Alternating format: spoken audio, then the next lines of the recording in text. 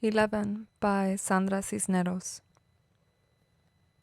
What they don't know about birthdays and what they never tell you is that when you're 11, you're also 10 and 9 and 8 and 7 and 6 and 5 and 4 and 3 and 2 and 1. And when you wake up on your 11th birthday, you expect to feel 11, but you don't. You open your eyes and everything's just like yesterday, only it's today. And you don't feel 11 at all. You feel like you're still 10. And you are, underneath the year that makes you 11. Like some days you might say something stupid and that's the part of you that's still 10. Or maybe some days you might need to sit on your mama's lap because you're scared and that's the part of you that's 5. And maybe one day when you're all grown up, maybe you will need to cry like if you're 3. And that's okay. That's what I tell mama when she's sad and needs to cry. Maybe she's feeling 3. Because the way you grow old is kind of like an onion, or like the rings inside of a tree trunk, or like my little wooden dolls that fit one inside the other, each year inside the next. That's how being 11 years old is. You don't feel 11, not right away. It takes a few days, weeks even, sometimes even months before you say 11 when they ask you. And you don't feel smart 11, not until you're almost 12. That's the way it is. Only today I wish I didn't have only 11 years rattling inside me like pennies in a tin band-aid box. Today I wish I was 102 instead of 11 because if I was 102, I'd have known what to say when Mrs. Price put the red sweater on my desk. I would have known how to tell her it wasn't mine instead of just sitting there with that look on my face and nothing coming out of my mouth. "Whose is this?" Mrs. Price says, and she holds the red sweater up in the air for all the class to see. "Whose? It's been sitting in the coat room for a month." "Not mine," says everybody. "Not me." "It has to belong to somebody," Mrs. Price keeps saying, but nobody can remember. It's an ugly sweater with red plastic buttons and a collar and sleeves all stretched out like you could use it for a jump rope.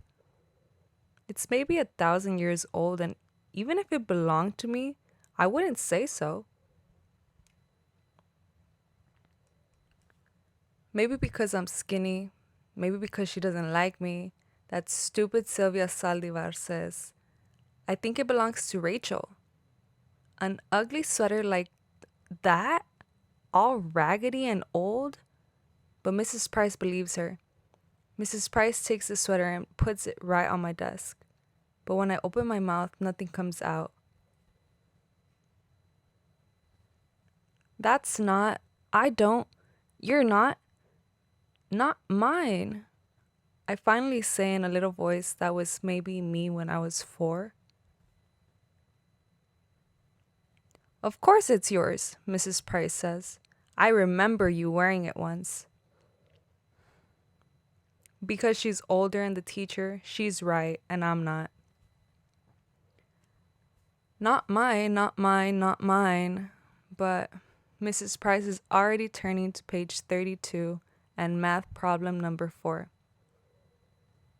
I don't know why, but all of a sudden, I'm feeling sick inside. Like the part of me that's 3 wants to come out of my eyes, only I squeeze them shut tight and bite down on my teeth real hard and try to remember today I am 11. 11. Mama is making a cake for me tonight, and when Papa comes home, everybody will sing happy birthday to you.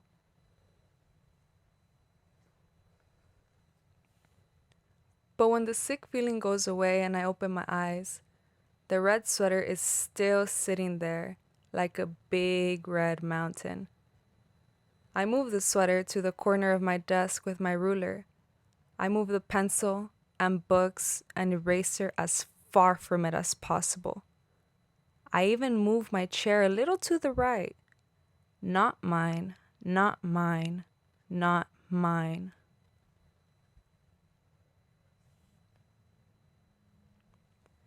In my head, I'm thinking how long till lunchtime? How long till I can take that red sweater and throw it over the schoolyard fence? Or leave it hanging on the parking meter? Or bunch it up into a little ball and toss it in the alley? Except when math period ends, Mrs. Price says loud and in front of everybody, "Now, Rachel, that's enough." Because she sees I've shoved the red sweater to the tippy tip corner of my desk and it's hanging all over the edge like a waterfall. But I don't care. "Rachel," Mrs. Price says. She says it like she's getting mad. "You put that sweater on right now and no more nonsense."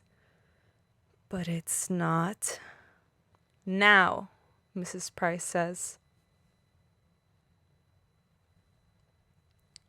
This is when I wish I wasn't 11 because all the years inside of me, 10, 9, 8, 7, 6, 5, 4, 3, 2, and 1, are pushing at the back of my eyes when I put one arm through one sleeve of the sweater that smells like cottage cheese, and then the other arm through the other, and stand there with my arms apart like if the sweater hurts. And it does. All itchy and full of germs that aren't even mine. That's when everything I've been holding in since the morning, since when Mrs. Price put the sweater on my desk, finally lets go. And all of a sudden I'm crying in front of everybody. I wish I was invisible, but I'm not. I'm 11, and it's my birthday today. And I'm crying like I'm 3 in front of everybody. I put my head down on the desk and bury my face in my stupid clown sweater arms. My face all hot and spit coming out of my mouth because I can't stop the little animal noises from coming out of me until there aren't any more tears left in my eyes. And it's just my body shaking like when you have the hiccups. And my whole head hurts like when you drink milk too fast. But the worst part is, right before the bell rings for lunch, that stupid Phyllis Lopez, who is even dumber than Sylvia Saldivar, says she remembers the red sweater is hers. I take it off right away and I give it to her. Only Mrs. Price pretends like everything's okay. Today I'm 11. There's a cake Mama's making for me tonight. And when Papa comes home, we'll eat it. There will be candles and presents and everybody will sing happy birthday to you, Rachel. Only it's too late. I'm 11 today. I'm 11, 10, 9, 8, 7, 6, 5, 4, 3, 2, and 1. But I wish I was 102. I wish I was anything but 11. Because I want today to be far away already. Far away like a runaway balloon, like a tiny O in the sky, so tiny, tiny you have to close your eyes to see it. 11 by Sandra Cisneros.